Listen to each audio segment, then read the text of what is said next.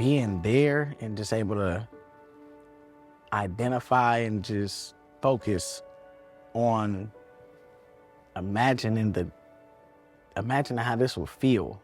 I learned that we really, really strong people. Like, we fighters.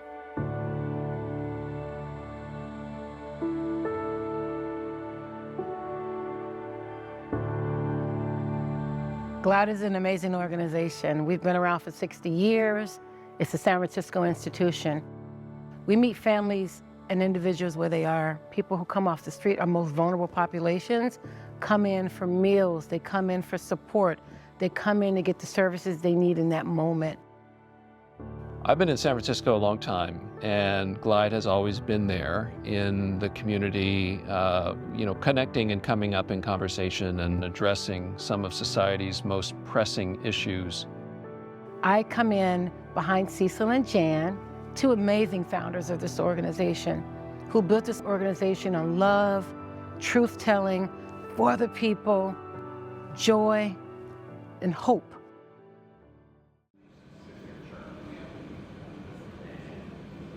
My name is Jamien. Everybody called me JJ.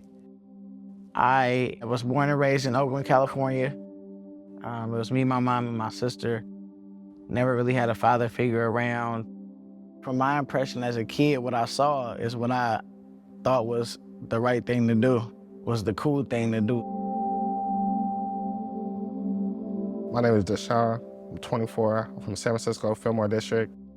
I'm from Eddie Rock Projects, so growing up, my community is mostly like African Americans, low poverty. I was raised by my grandma, so I don't know my mom or my dad. Not being able to have like a father figure, somebody I could look up to, I just felt like I needed a man in my life to push me, guide me. I made some bad decisions, got in trouble with the law, and that's how I ended up at GLIDE, Men in Progress. My name is Sandra Haggerty. I am now the program manager for Men in Progress. Men in Progress is an important service that we provide here at GLIDE. By teaching men how to control their anger and techniques to resolve conflict non-violently, we're empowering the men to have healthier relationships and teaching them effective communication skills and how to self-reflect and discover why they are angry. I chose DeShawn and JJ to go to Alabama this year because they didn't understand where their journey began. And it began with systemic racism, with slavery, and they needed to be able to connect all the dots. I was excited just to be given the opportunity to do something else with GLIDE.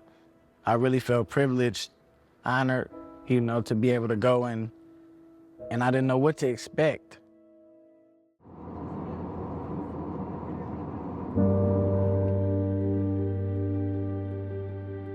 We have historically brought 25 frontline GLIDE staff members with us on this trip. Many of them lived experience with incarceration or addiction or homelessness. We learned early on the power of crossing lines that aren't usually crossed in America, of race and class and religion and education. We consciously call this journey a pilgrimage. We think about what it means, ideally, to move by foot from location to location. Every year we choose to go to Alabama because Alabama is a key site of where Black people were enslaved, but also where the civil rights movement and liberation was found. Music really plays an important part in the civil rights movement and also plays an important part of how people became courageous in the face of imminent death every day. Our opening gathering of the pilgrimage is at the 16th Street Baptist Church to take in the brilliance and beauty of the music and the vision of the pastor, but also to feel the weight of the location. This was a site where in 1963, some white supremacists planted a bomb that ended up killing 4 little girls who were at church on Sunday morning. Following church services, we walked across the street to the Kelly Ingram Park, the site of the Children's Crusade during the Civil Rights Movement, where in one day, 900 children were arrested. While they were being arrested, the police aimed water cannons at them and allowed their police dogs to attack them as they were protesting.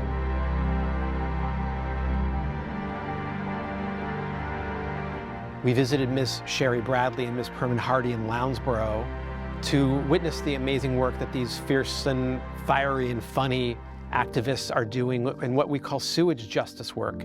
The county gets water to the doors of homes and mobile homes, but does not take sewage away. So what you can imagine is you have kids playing in front yards where there's raw sewage and getting hookworm and other diseases. And so Ms. Bradley and Ms. Hardy are organizing septic tank by septic tank to deliver clean water and clean sewage to the citizens of Lowndes County. We gathered outside the St. James Hotel along the Alabama River in Selma as we prepared to walk across the Edmund Pettus Bridge. There we paused and reflected deeply about the meaning of this place and the meaning of this bridge and the protest that evolved into Bloody Sunday, where the police brutally attacked people who were protesting for civil rights. And then we walked quietly, individually or in pairs across the bridge, summoning images of what had happened there and feeling deeply of the movement that was birthed there. We spent 8 hours on campus at Tuskegee University, a historically Black college. To go to Tuskegee and see all these young African-American men and women studying to become doctors, lawyers, accountants. Both of these men, all they saw were Black faces. They saw people who looked like them in an educational setting. When I first walked on the campus, I was like, look at all these Black people here. Look at all these Black students trying to grow, trying to better their lives in a positive way. It was overwhelming. It brought a lot of joy. It brought a lot of hope. I come from a neighborhood where people like me, we're not succeeding in life. We're getting in trouble. We're not doing good with our life. But seeing just like other Black people just doing good, doing something great, going to school, trying to get an education, trying to make something out of their life, that just made me happy. Because I don't see that in my daily life. Because of that, DeShawn in particular, he wants to go to college. JJ talked about bringing all he learned from Men in Progress and Tuskegee back here in the community of San Francisco so he can help do more work here in the city and help other young African-American men who, like himself, may have gotten into some trouble along the way.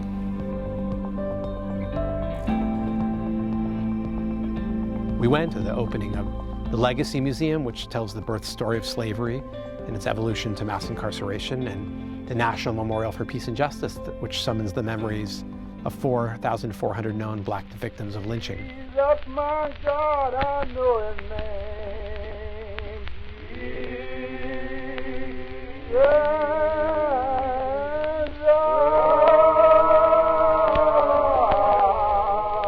For me, it was very emotional. I didn't know how rough it really was. I was able to feel the pain as much as I could, like to identify as much as I could with like the worst pain I ever complained about. It gave me chills just seeing how our people was treated. I shed tears on the trip, just being able to learn some new knowledge about slavery, about people my color. And I'm glad I was able to go see that because I did not have any idea that it would be that. It makes me think like I should be out here doing better for myself because they risk their lives for us to have a better outcome in life. It reminds me on some level just how Black I am, if that makes sense. One of the things I truly enjoy about the Legacy Museum is they show the progression of slavery and mass incarceration.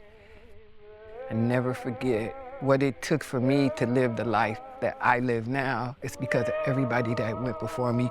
It's all of those people, and it's hard. It's hard. It's hard for me. So.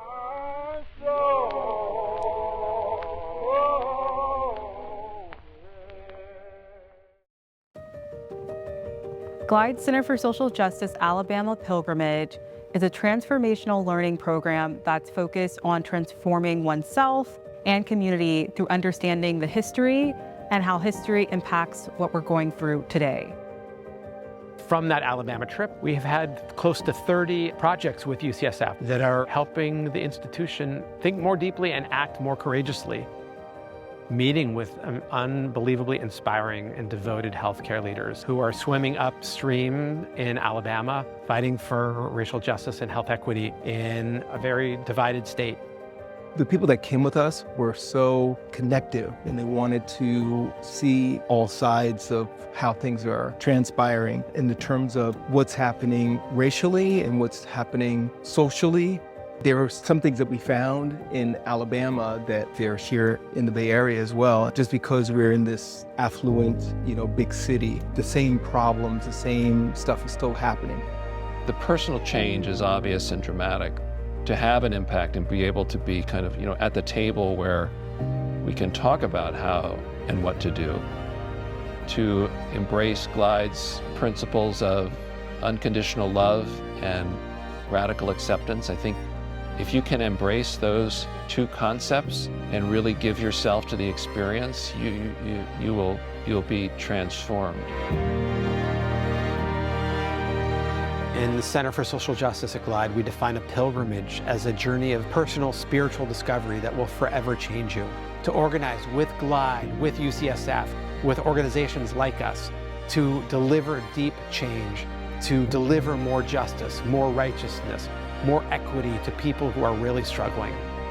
And our hope by taking people on these journeys is that they will be forever changed and moved and propelled into action when they return.